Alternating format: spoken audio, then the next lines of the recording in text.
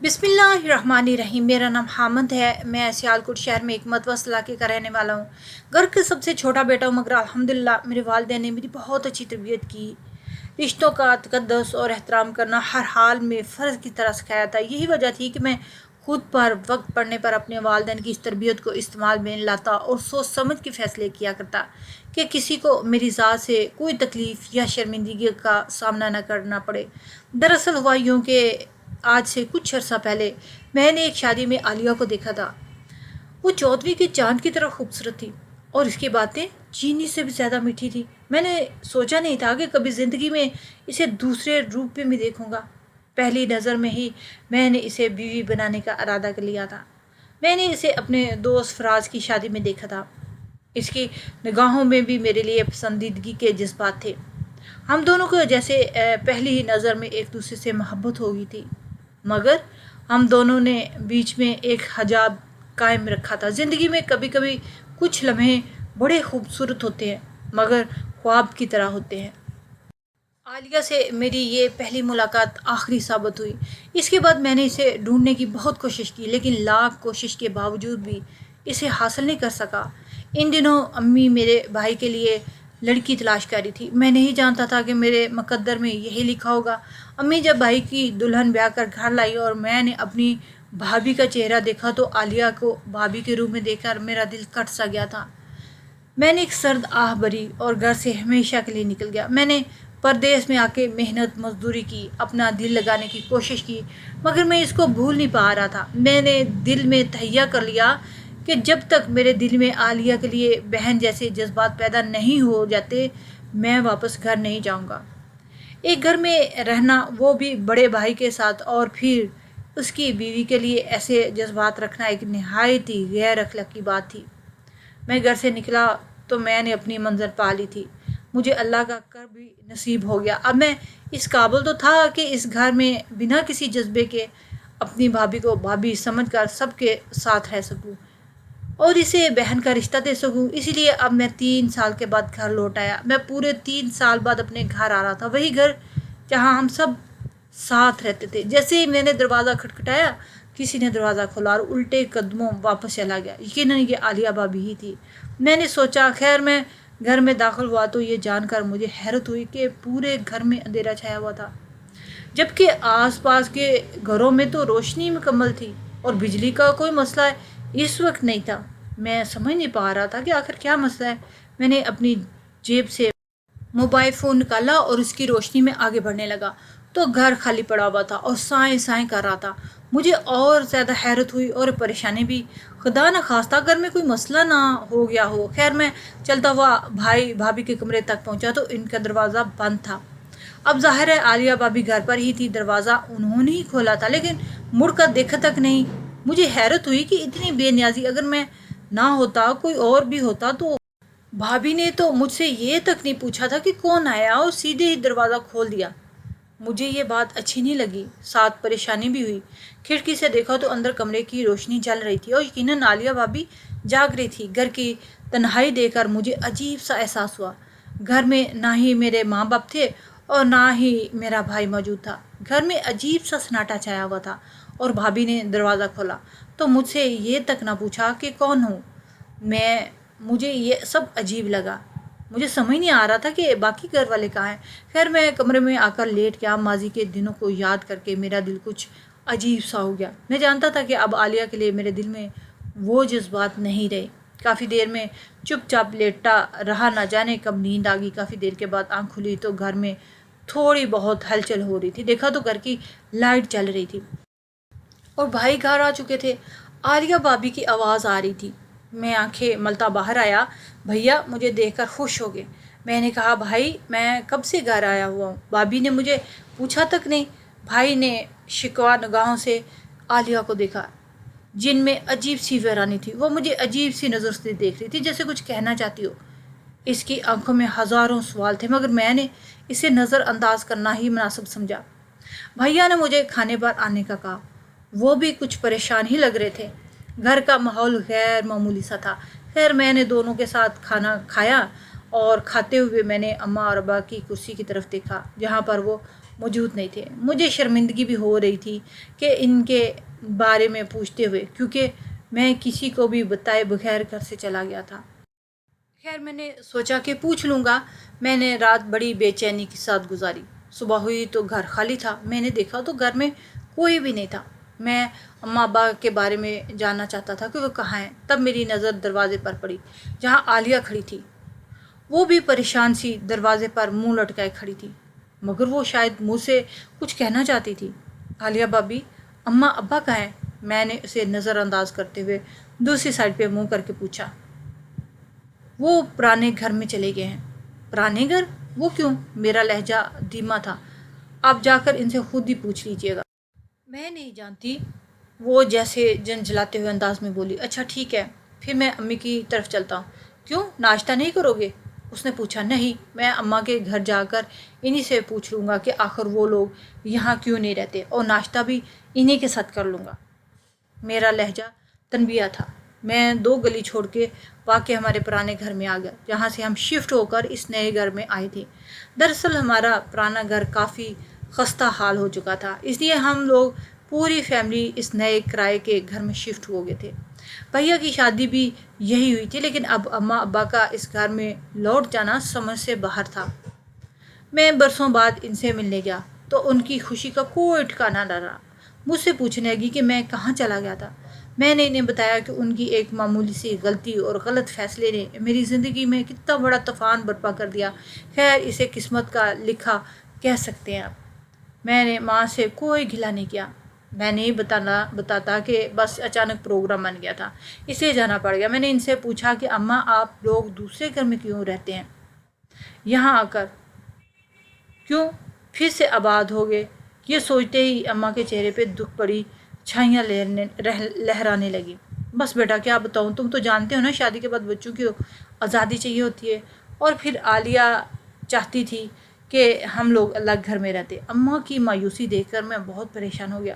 سوچا نہیں تھا کہ آخر وہ اس قدر تلخ اور تنبیہ مزاج کی نکلے گی کہ میرے ماں باپ کو اپنے گھر سے ہی نکال دیا۔ تو اماں، آپ لوگوں نے اسے کچھ کہا نہیں؟ کیا کہتے بیٹے، اس نے تو آسمان سر پہ اٹھا رکھا تھا۔ ایک دن صبح شور کرنے لگی، کہنے لگی کہ مجھے اپنی ساس پر شک ہے، یہ گھر کا پانی بند کر دیتی ہے۔ بھلا بتاؤ بیٹا، میری بوڑھی ہڈیوں میں اتنا دم تھا کہ تیسری منزل پر جا کر پانی کی ٹینکی بند کر دیتی؟ بس بیٹا، دلوں میں بدگمانی آ جائیں تو ایسا ہی ہوتا ہے۔ بیٹا بھی تب مجھے مشکوک نظروں سے دیکھتا تھا، پھر سمجھ گیا کہ بیوی غلط بیانی کرتی ہے، لیکن میں سمجھتی ہوں کہ عالیہ کے ساتھ کوئی اور مسئلہ ہے، تب بھی اس نے ہم لوگوں کو وہاں نہیں رہنے دیا۔ امی کی بات سن کر میں معاملے کی تہہ تک پہنچ گیا۔ یقیناً وہ کسی اور ہی چکر میں ہوگی، تبھی تو اس نے امی ابو کو گھر سے نکالا۔ پھر جیسے اس نے دروازہ کھولا تھا اور مجھ سے نام تک نہ پوچھا کہ میں کون ہوں، کدھر سے آیا ہوں، تو اس بات پر یہی ثابت ہوتا ہے کہ وہ ضرور کچھ ایسا ہی کری ہے جس کا وہ گھر والوں کو خبر نہیں دگانا چاہتی تھی۔ میں نے سوچا کہ اب میں کچھ دن میں ہی رہوں گا تاکہ اندازہ لگا سکوں عالیہ کی اس عجیب و غریب طبیعت کے سبب کیا ہے۔ اگلے دن میں صبح اس کے گھر گیا۔ دروازہ عالیہ ہی نے کھولا۔ روشنی میں نے اس کا چہرہ دیکھا تو حیران رہ گیا۔ اس کا منہ سوجا ہوا تھا اور ہاتھ پاؤں بھی موٹے موٹے لگ رہے تھے۔ وہ خود بھی پھولی ہوئی تھی، حالانکہ پچھلی رات میں نے اسے دیکھا تھا تو وہ بالکل نارمل لگ رہی تھی۔ اس کی یہ حالت اب اور حیران کر دینے والی تھی۔ خیر میں اندر آ گیا۔ میں نے دیکھا وہ کچن میں ناشتہ بنا رہی تھی۔ میں نے اسے کچھ نہ کہا اور سیدھا اپنے کمرے میں چلا گیا۔ میں جانتا چاہتا تھا وہ سارا دن کیا کرتی ہے۔ تھوڑی دیر بعد وہ میرے کمرے میں آئی اور شکوہ نگاہوں سے مجھے دیکھنے لگی اور بڑے مان اور ادا سے بولی، تم میرے ہاتھ کا بنا ناشتہ نہیں کرو گے؟ کل بھی چلے گئے تھے۔ میں نے کہا میں ناشتہ کر کے آیا ہوں۔ تب وہ میرے سامنے بیٹھ گئی۔ مجھے بہت عجیب لگ رہا تھا کہ وہ میرے سامنے کیوں بیٹھی ہے۔ اچھا سنو، پانی پیو گے؟ وہ اصرار کرنے لگی۔ نہیں بھابھی، میں خود پی لوں گا۔ نہیں، میں تمہیں لا کر دیتی ہوں۔ پھر وہ پانی لینے چلے گی۔ میں اس کی بات پر شک میں پڑ گیا۔ آخر وہ مجھے کھانا کھلانا اور پانی پلانے کے پیچھے کیوں پڑی ہوئی ہے؟ خیر اب میں دبے قدموں میں عالیہ کے پیچھے گیا۔ میں نے دیکھا وہ کولر سے پانی نکال رہی تھی اور ساتھ ہی اس نے اپنے ہاتھ میں کچھ دبا رکھا تھا، جیسے ادھر ادھر دیکھنے کے بعد یقیناً وہ اس گلاس میں ہی ڈالنے والی تھی کہ اس کی نظر مجھ پر پڑی۔ وہ یہ دیکھ کر شرمندہ ہوگی اور پھر پانی کا گلاس سیدھا میری طرف لے آئی، لیکن میں اس کی حرکت نوٹ کر چکا تھا۔ میں جان چکا تھا کہ اس نے کیا کرنے کی کوشش کی۔ خیر، میرے دل میں ایک خیال آیا، وہ چاہتی ہے کہ میں سو جاؤں تاکہ وہ آزادی سے دن گزار سکے۔ میں نے بھی فیصلہ کیا کہ میں آج ایسا کچھ نہیں کروں گا جس سے مجھے نیند آ جائے، بلکہ سارا دن جاگ کر ہی گزاروں گا۔ رات کو تو بھیا آ جاتے ہیں، پھر کوئی مسئلہ نہیں ہوتا، لیکن اس کی نوبت نہیں آئی۔ دن کے کوئی 12:30 بجے ہو گئے کہ کوئی مجھے اپنے کمرے میں دھڑم کی آواز آئی۔ میں نے پہلے تو نوٹس نہ کیا، پھر مجھے کچھ شک ہوا تو میں باہر بھاگا۔ دیکھا تو عالیہ اپنے دروازے کے آگے بے ہوش پڑی تھی۔ اس کے ہاتھ پاؤں بہت زیادہ پھول چکے تھے اور اس کا چہرہ تو جیسے پھٹنے لگا تھا۔ میں یہ دیکھ کے گھبرا گیا، سمجھ میں نہ آتا تھا کہ وہ ایک دن میں اتنی موٹی کیسے ہوگی۔ میں نے اسے گاڑی میں ڈالا اور مجبوراً ہاسپٹل لے گیا۔ اس وقت بھیا کو کال کرنا فضول تھا، وہ اس وقت کالج میں ہوتے تھے۔ میں اسے ڈاکٹر کے پاس لے گیا تھا۔ ڈاکٹر نے جب اس کی حالت دیکھی تو اسے ایمرجنسی وارڈ میں فوراً داخل کر لیا۔ ڈاکٹر مجھے ڈانٹنے لگا کہ آپ اس خاتون کا خیال نہیں رکھتے۔ غالباً وہ مجھے ان کا شوہر سمجھ رہی تھی۔ میں نے کہا، ڈاکٹر صاحب، ہم تو ان کا بہت خیال رکھتے ہیں، آپ یہ بتائیں کہ اس کے ساتھ ہوا کیا ہے، آخر اس کی حالت کی وجہ کیا ہے؟ تب ڈاکٹر نے بتایا کہ بہت زیادہ ایسی چیزوں سے الرجی ہو جانے کی وجہ سے اس کے جسم میں زہر بھر گیا ہے اور اس کی وجہ سے جسم وقتی طور پر پھول جاتا ہے۔ اگر مریض دیر کر دی جائے تو پھر اس کے پھیپھڑے بھی متاثر ہو سکتے ہیں اور ہمیشہ ہمیشہ کے لیے نکارہ بھی ہو سکتے ہیں۔ مجھے ڈاکٹر کی بات سن کر عجیب سا لگا کہ آخر ایسی چیز کھانے کی کیا ضرورت پڑی تھی کہ وہ اپنی جان کی دشمن بن بیٹھی تھی، یا پھر یہ اس کی کوئی چال تھی۔ میں دل میں سوچنے لگا، مگر میرے پاس اس بات کا کوئی جواب نہیں تھا۔ خیر، عالیہ کی حالت کافی کریٹیکل تھی، اس وقت اس سے کوئی بات کرنا بھی فضول تھا۔ مجھے ڈاکٹر نے بتایا کہ اسے اس وقت ایسی بات چیت مت کیجیے گا کہ اسے کسی قسم کی پریشانی ہو، البتہ ہم انہیں شام کو گھر لے جا سکتے ہیں۔ اس کے ہوش میں آنے کے بعد میں نے فون کر کے بھیا کو بتایا۔ اس طرح بھابھی کی طبیعت خراب ہو گئی تھی اور میں انہیں ہاسپٹل لے کر آیا تھا۔ بھیا کافی فکر مند ہوئے، اسی وقت گھر آ گئے۔ میں نے کہا کہ آپ بے شک واپس چلے جائیں، آپ کے آفس میں آپ کی ضرورت ہوگی، میں امی کو کال کر کے یہیں بلوا لیتا ہوں، خود بھابھی کا خیال رکھیں گے۔ بھائی مطمئن ہو کر چلے گئے اور اپنی بیوی سے مل کر گئے۔ ان کے جانے کے بعد ماں اور میں بھابھی کے کمرے میں ہی بیٹھے تھے۔ اماں کے چہرے پر ہمیشہ کی طرح اپنی بہو کے لیے بے پناہ محبت تھی، مگر میں جانتا تھا کہ وہ اب اور بھی زیادہ بدتر ہو گئی اور شاید اس کی محبت کے قابل بھی نہ رہی تھی۔ میرے دل میں اس کے لیے ہوا کرتی تھی، لیکن دشمن بھی بیمار ہو تو اس کے ساتھ اچھا سلوک رکھنا چاہیے۔ تھوڑی ہی دیر کے بعد ماں کمرے سے باہر نکل گئی، میں بھی کمرے سے نکلنے ہی والا تھا۔ ہم دونوں نے اس کو آرام کرنے کا کہا کہ میری نظر سائڈ ٹیبل پر پڑی، وہاں پر ایک پرچہ پڑا ہوا تھا جسے دیکھتے ہی میں چونک گیا۔ میں نے اٹھا کر پڑھا تو اس میں مختلف قسم کی ہدایات لکھی ہوئی تھی، جس میں نمک اور پھٹکڑی کا استعمال کا ذکر تھا۔ میں نے اس کی طرف دیکھا، وہ شاید نظریں چرا رہی تھی۔ میرے ہاتھ میں وہ پرچہ دیکھ کر رونے لگی۔ میں نے کہا، یہ سب کیا ہے؟ تم نے جان بوجھ کر اپنے آپ کو نقصان پہنچایا؟ اس کے استعمال سے کیا ہوتا ہے؟ اگر نہیں پتا تھا تو پھر جس نے انہیں یہ ہدایت لکھ کر دی تھی، کیوں لکھ کر دی تھی اور کون تھا؟ میرا بدلا ہوا لہجہ دیکھ کے رونے لگی۔ مجھے اس کا رونا اس وقت زہر لگ رہا تھا۔ میں کمرے سے باہر آ گیا، باہر آ کر اس پرچے کو الٹ پلٹ کر دیکھنے لگا۔ کچھ سمجھ میں نہ آیا۔ جا کر اماں کو وہ پرچہ دکھایا۔ اماں پرچہ دیکھتے کہنے لگی، بیٹا یہ تو کسی نے تویز بنوایا ہے، لوگوں کے درمیان محبت پیدا کرنے کے لیے استعمال کیا جاتا ہے، لیکن اس تویز کا عالیہ سے کیا تعلق؟ وہ کیا کرتی ہے؟ کیا بھیا کا رویہ اس کے ساتھ اچھا نہیں ہے؟